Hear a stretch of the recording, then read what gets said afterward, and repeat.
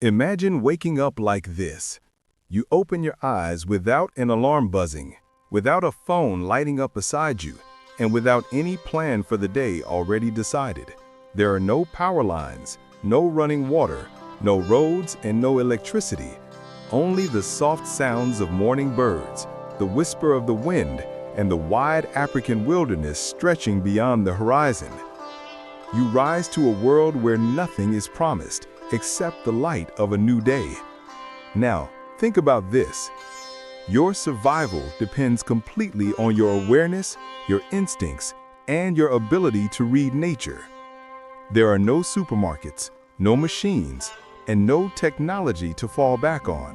Instead, you hunt with handcrafted bows, gather wild fruits, dig for roots, and rely entirely on the sun rather than a clock.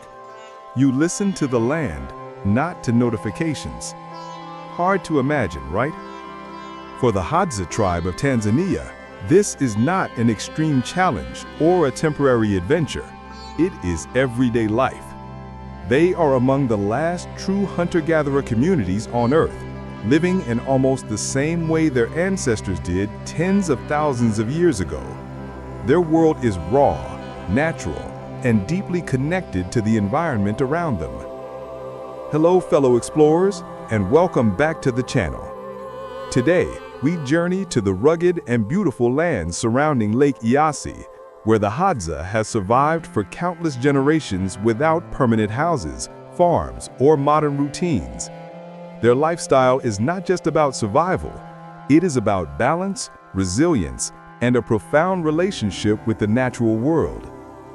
Before we continue, make sure to subscribe and tap the notification bell so you never miss an adventure like this.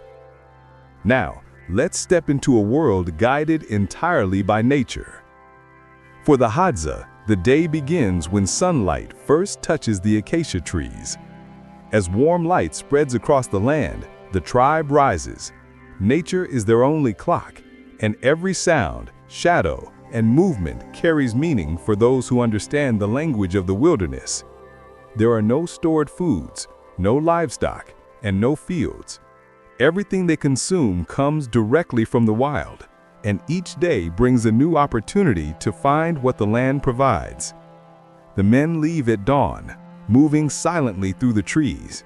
With acacia wood bows and arrows tipped with sharpened bone or metal, they track animals with remarkable skill. A broken twig, a faint print, or the distant call of a bird can reveal exactly where prey has passed.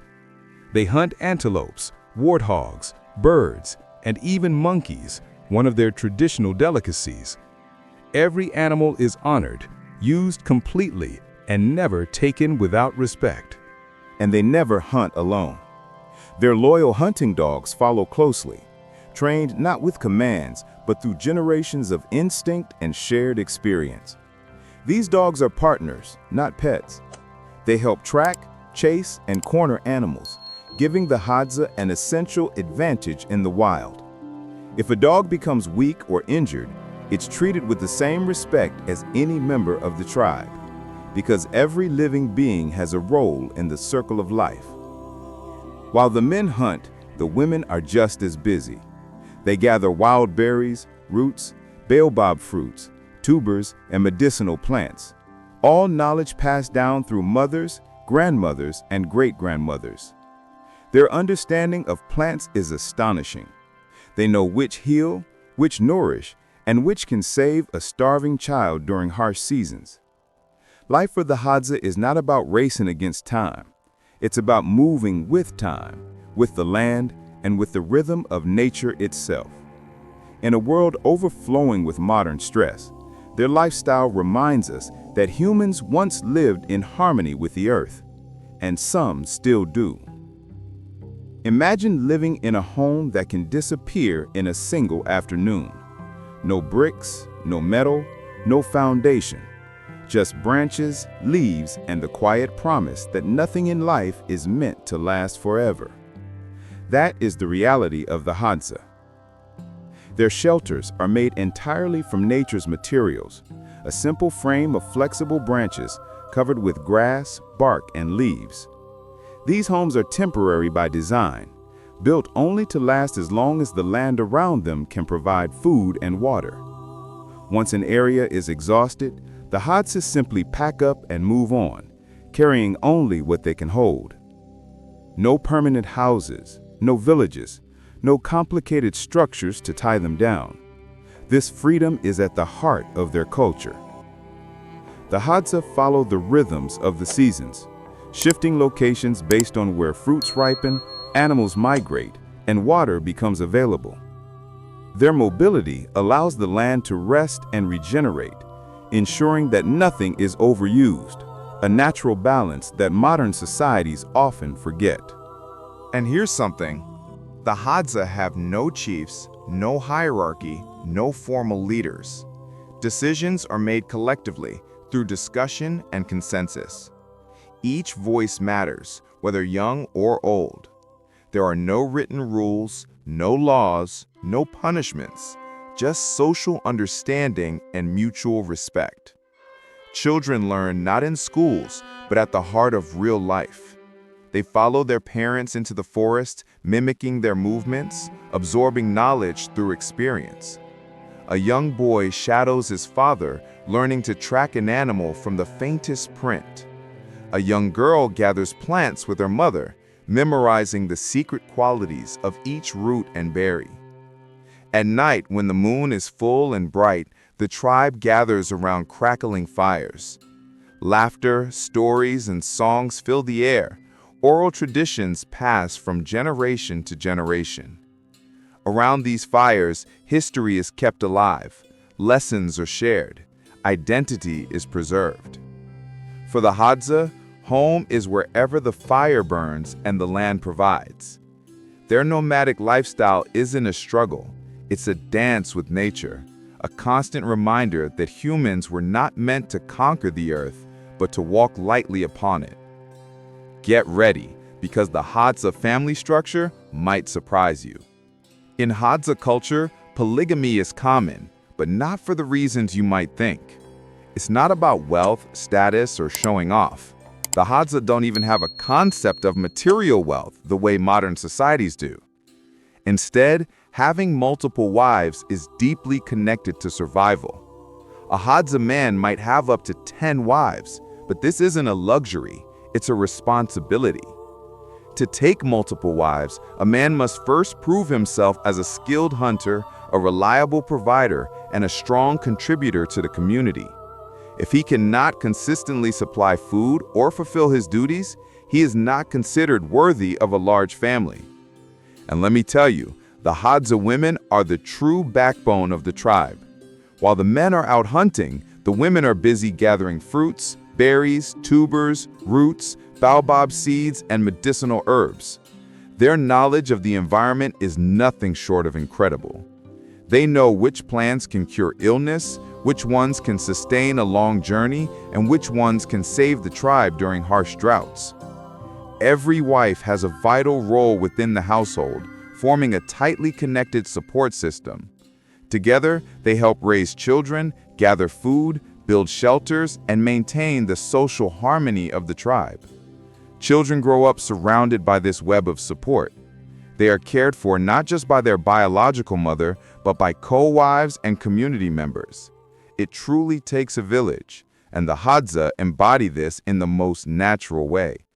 And here's something fascinating. There are no marriages arranged by families, no bride price, no financial expectations.